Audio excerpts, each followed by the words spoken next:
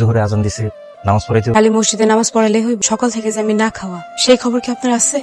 কি কইতেছো? সকাল থেকে না খেয়ে আছো কেন? না ভরা করো না? ঘরে চাল ডাল তেল লবণ কিছু, আমার অনেক খিদা লাগছে। চাল ডাল যা লাগে কিনা দিয়া তারপর যেখানে খুশি আপনি সেইখানে। তো লজ্জা করলো না এই কথা কইতে? আপনি একটা মসজিদের ইমাম, আর আপনার কাছে চাল ডাল কেনার টাকা নাই? আমার কাছে টাকা থাকবো কিভাবে কো? গত 2 মাস ধরে তো সভাপতি সাহেব বেতন দিতেছেন, হাত খালি, তাই বাজারও করতে পারতেছি। তো মসজিদে নামাজ পড়ান, কেন আপনার বেতনে টাকা দিব না? টাকা ঠিকই পা, কিন্তু আপনি আমার সাথে মিথ্যা, আমার ইচ্ছা করে না খাওয়া রাখতেছেন। আমি একজন ইমাম, আর তুমি তোমার স্ত্রী। সত্যি কত ভালো ভালো বললো আমার বিয়ের প্রস্তাব দিচ্ছে, আগো বাদ দিয়ে যে আমি আপনার বিয়ে করে কত বড় ভুল করছি সেটা এখন আমি হারে হারে টের পাইতেছি। দিন পর পর এইভাবে না খাই থাকতে আর ইচ্ছা করে না। আজকে যদি আপনি বাজার করে বাড়িতে না নিয়ে আসেন, আমি আর আপনার সংসার করবো না, কথাটা মনে রাখেন। আপনার সাথে একটু কথা ছিল, তবে যে বলি। কিভাবে বলবেন মানে? সরাসরি বলে ফেলেন, কি বলতে চান? আমি তো গত মাসে বেতনটা পাই নাই, আমার বাড়িতে বাজার সদাই করা লাগবে। এটা কথা বলেন তো, সবসময় আপনি তো টাকা টাকা করেন কেন? এটা কেমন কথা বললেন সভাপতি সাহেব?